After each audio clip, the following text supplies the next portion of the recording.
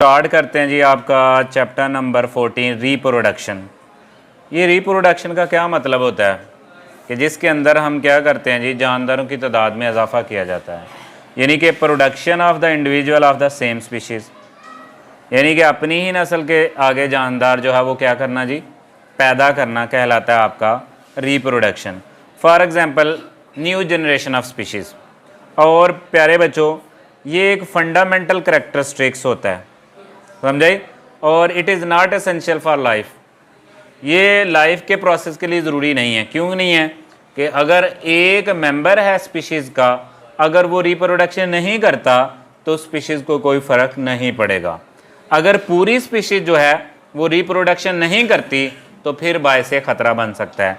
तो इसलिए रिप्रोडक्शन जो है वो इसेंशियल किसके लिए है? Continuation of the species, not for individual. एक जानदार के लिए नहीं बल्कि पूरी स्पीशीज़ के लिए लाजमी है। इसका क्या बेनिफिट्स है? ठीक है, ये जेनेटिक मटेरियल जो है एक जनरेशन से दूसरी जनरेशन में, यानी कि इनहेरिटेंस मटेरियल जो है वो ट्रांसमिट करता है एक से दूसरी जनरेशन के अंदर। ठीक है, उसके अलावा ये जो ईच जनरेशन है ये एक से ज़्यादा जो है ना वो क्या पैदा कर सकती है, आपके ऑफस्प्रिंग। मसलन एक इंडिविजुअल से ज़रूरी नहीं है एक ही आगे जानदार पैदा हो, इससे और ज़्यादा जानदार पैदा हो सकते हैं। और उनमें से कौन से जानदार जो हैं ज़्यादातर जो हैं वो डाई हो जाते हैं, मर जाते हैं। उनमें से चंद एक जो हैं वो बचते हैं। वो कौन से बचते हैं? डेट आर द फिटेस्ट, यानी कि जो सही मजबूत हो और उनके अंदर एबिलिटी हो कैन सर्वाइव, माहौल को सर्वाइव करने की। अच्छा, जो दूसरे जानदार है वो क्यों ज़्यादातर मर जाते हैं? क्योंकि different diseases, genetic problems, competition वगैरह, इसकी वजह से वो रिप्रोडक्शन की एज से पहले क्या हो जाती है, उनकी डेथ हो जाती है। याद रहेगा, ठीक है। इसके अलावा जो रिप्रोडक्शन है it has two basic types. Number 1 is asexual reproduction and number 2 is sexual reproduction.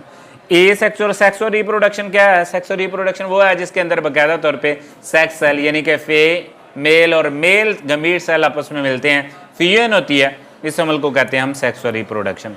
और ऐसी रिप्रोडक्शन जिसके अंदर एक ही पेरेंट जो है वो यूज़ होता है और उसी तरह के हूबहू आप जितने मर्जी आइडेंटिकल कॉपीज़ पैदा हो सकती हैं। ठीक है, नेक्स्ट है मेथड ऑफ एसेक्सुअल रिप्रोडक्शन। कि ए सेक्सुअल रिप्रोडक्शन के क्या है मेथड है भी, जिसके अंदर मैंने बताया do not involve fusion of gametes, gamete की फ्यूजन नहीं होती।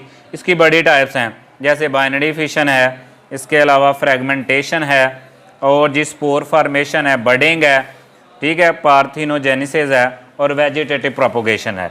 आज हम देखेंगे बाइनरी फिशन। बेटा बाइनरी का मतलब क्या होता है? Binary mean two, fission mean टूटना, यानी कि एक जानदार सिंपली कितने जानदारों में डिवाइड हो जाता है? 2 में, ओनली ऑन रिप्रोडक्शन। अब ये किस में होती है ज़्यादातर? ये प्रोकैरियोटिक में होती है, जैसे बैक्टीरिया। इसके अलावा जो आपके छोटे छोटे यूनिसेलुलर यूकैरियोट्स हैं, जैसे आपकी क्या है जी नाम जी, प्रोटोजुआ। इसके अलावा जो है आपके वर्टिब्रेट्स, हम इनवर्टिब्रेट्स जैसे प्लेनेरिया वगैरह। इसके अलावा जो हमने एग्जांपल है 2 यहाँ पे दी गई, एक बैक्टीरिया की, एक अमेबा की। अब बैक्टीरिया के अंदर क्या होता है? फर्स्ट ऑफ ऑल देखें, यू लुक एट कि ये जो पेरेंट सेल है इसे पेरेंट बैक्टीरियम कहते हैं। इसके अंदर क्या पाया गया बेटा जी? डीएनए है। ठीक है, अब इसकी फेवरेबल जब कंडीशन होती है तो डीएनए क्या हो जाता है बेटा जी? डुप्लीकेट। अब डुप्लीकेट होने का मतलब होता है डबल कॉपी हो जाती है। फिर जब इसकी जो मेम्ब्रेन है वो अंदर की तरफ इन्वेजिनेट कर जाती है, धंस जाती है अपोजिट पोल से, और इस तरह एक डीएनए एक तरफ चला जाता है, दूसरा डीएनए दूसरी तरफ चला जाता है, और आपका जो साइटोप्लाज्म है वो भी डिवाइड हो जाता है। ठीक है, कितने सेल में? 2 डॉटर सेल में। ठीक है, अब इसी तरह जो आपका अमेबा है इसके अंदर भी क्या होता है? जो एक अमेबा होता है उसे कहते हैं पेरेंट अमेबा। इसके अंदर बेटा क्या होता है? एक जो न्यूक्लियस है वो डिवाइड होकर 2 में चला गया। ठीक है, अब डिवाइड होकर 2 में चला जाएगा, उसके बाद क्या होगा? आहिस्ता आहिस्ता वो जो उसकी सेल मेम्ब्रेन अंदर की तरफ इन्वेजिनेट कर जाएगी। ठीक है, इन्वेजिनेट कर जाएगी और सेल 2 हिस्सों में क्या हो जाएगा? डिवाइड हो जाएगा। एक न्यूक्लियस एक तरफ चला जाएगा, दूसरा न्यूक्लियस दूसरी तरफ चला जाएगा, यानी न्यूक्लियस की डिवीजन भी हो जाएगी और साइटोप्लाज्म की डिवीजन भी हो जाएगी। और इससे क्या होगा? ये जो आपका एक क्या था, जो अमेबा सेल था, पेरेंट सेल था, उससे 2 जो है न्यू पेरेंट जो है डॉटर जो है ना वो क्या बन जाएगा? आपके अमेबा। इसके अलावा जो नेक्स्ट है आपने देखा कई दफ़ा, पता क्या होता है? ये जो अमेबा है ये अपने अंदर बहुत सी क्या कर लेता है? हार्ड दीवार बना लेता है, उस दीवार को हम वॉल्स को बोलते हैं अराउंड सिस्ट।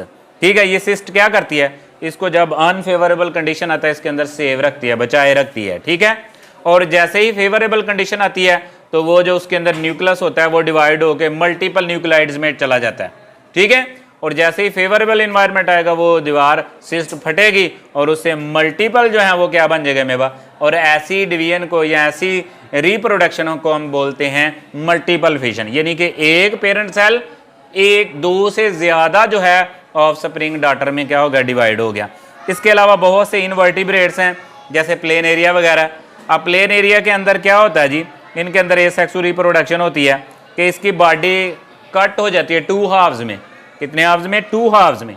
ठीक है, अब टू हाफ्स का मतलब क्या होता है, टू बाइनरी, दो में कट हो जाती है, तो दोनों पार्ट जो